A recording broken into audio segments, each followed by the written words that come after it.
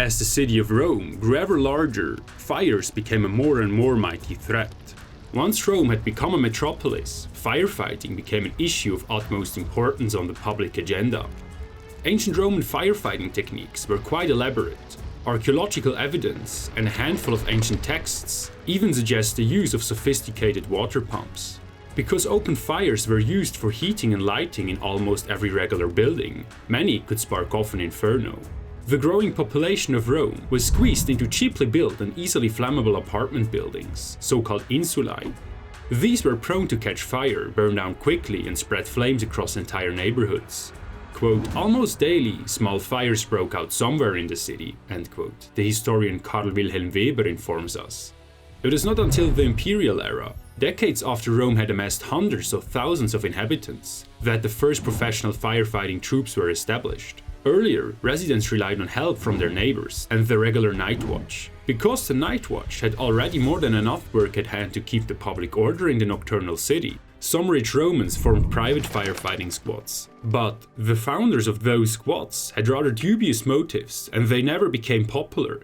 Take Marcus Licinius Crassus, the wealthiest man in the city around 60 BC, and member of the first triumvirate with Caesar and Pompey. He only extinguished a raging fire if owners of the burning building would agree to sell him their property, at a very low price, of course. Crassus offered his business partners a terrible deal, but at the risk of losing absolutely everything, they accepted the offer. And their neighbors too could not turn down the same offer when the fire began to spread to their houses. This business model was so successful that Plutarch, who wrote the biography of Crassus, tells us that, quote, in this way the largest part of Rome came into his possession, end quote. Some took it even further than Crassus. In order to buy empty plots of land at a cheap price, some estate agents set fire to buildings of strangers or competitors. This turned into a problem that demanded a political reaction. Around 22 BC, the aedile Marcus Ignatius Rufus, who had recognized the potential of the issue for political gain, took it upon himself to form a firefighting squad composed of slaves of his own. Rufus offered his service for free. It seems his strategy worked out well. He soon rose in popularity and was elected praetor.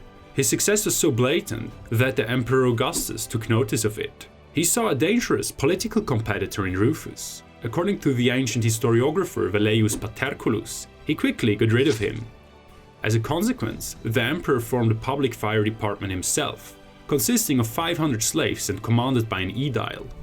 By the year 6 BC, after another firestorm had ravaged large parts of the city of Rome, Augustus reformed the fire department and pumped much larger amounts of resources into it. This new institution was called Vigiles, which literally translates to guardians. The high command of this organization was in the hands of a praefectus vigilum, the prefect of the guardians. The vigiles consisted of 3,500, later 7,000 freed slaves, which were divided into cohorts of 1,000, each under the command of a tribune. Each of these cohorts was responsible for 2 regiones, or municipalities. There, they had a statio, a guardhouse, and an excubatoria, a dormitory. In the statio of the 7th cohort of the Vigiles, located in the quarter Trans Tiberim, literally across the river Tiber, which is called Trastevere today, the young plebeian Marcus Antonius was on his duty. The only historical evidence that testifies his existence is a graffito in which Marcus states that he had provided lighting for the guard. It is enough for us to know that he actually existed and to accompany him on a fictional yet realistic night's duty. Marcus and some of his comrades would leave the statio for another patrol, around the 5th hour of the day. Most likely, they would have looked attentively for potential sources of fire or infringements of fire safety regulations.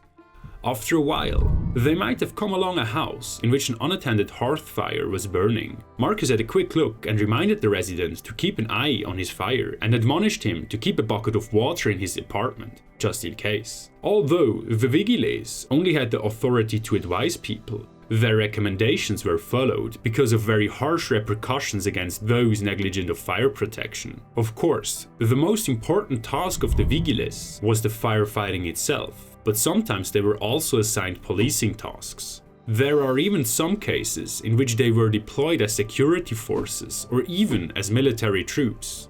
Rather than just quenching flames, the Vigiles were asked to take preventive measures more and more over time. Additionally, regulations of the standards in architecture and rules of public behavior refined the Roman firefighting system. After the Great Fire of Rome in 64 AD, for example, the Emperor Nero ordered that, quote, appliances for checking fire were to be kept by everyone in the open, and that, quote, there were to be no joint partitions between buildings, but each was to be surrounded by its own walls, end quote. Marcus Antonius and his patrol would have moved on after this minor infringement was settled. When they reached the river Tiber, they heard the remote screams of a woman. They followed the sound and soon they saw tongues of fire leaping up out of an apartment building. Immediately, they rang alarm. One of the Vigiles organized reinforcement and equipment. The others evacuated nearby buildings. For that matter, members of the Vigiles were entitled to access private apartments, as the ancient author Petronius informs us. The risk of the fire spreading to nearby buildings was always imminent, and to prevent this was one of their utmost concerns. Specialists among the firefighters, so-called aquarii, literally watermen, knew the exact location of the closest source of water and would have begun to set up bucket chains immediately. At the same time, the siphonarii, pumpmen, would bring their heavy equipment to fight the fire. Ancient Romans made use of a pump system invented by the ancient Greek inventor Ctesibius in the 3rd century BC. It was a 2-cylinder reciprocating force pump and it worked as follows. As the piston comes up on one side, the suction draws in water through the bottom. This force opens the bottom flap.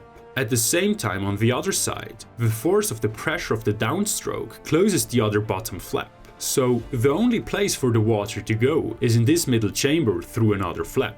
The two flaps of the middle chamber do the exact opposite of their bottom end counterparts. According to the historian John Gray Landels, those pumps deployed by the siphonarii could generate a jet of up to 29 meters. Meanwhile, other Vigiles might to smother the fire with strata, patchwork quilts, which were soaked with water, and the cohorts medicii, doctors, and victimarii, first aid experts, would have arrived and started to take care of the wounded.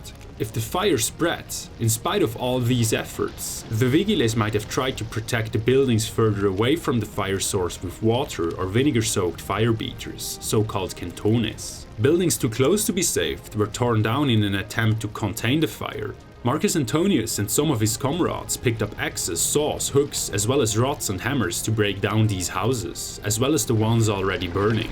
After several hours of work, the men had created a gap large enough to make sure the fire couldn't spread any further. Now, after this ordeal, they could finally put down their tools. While Marcus Antonius and his comrades pulled back to their statio to have a well-deserved meal, other Vigiles would observe the fire closely until it would finally get cold.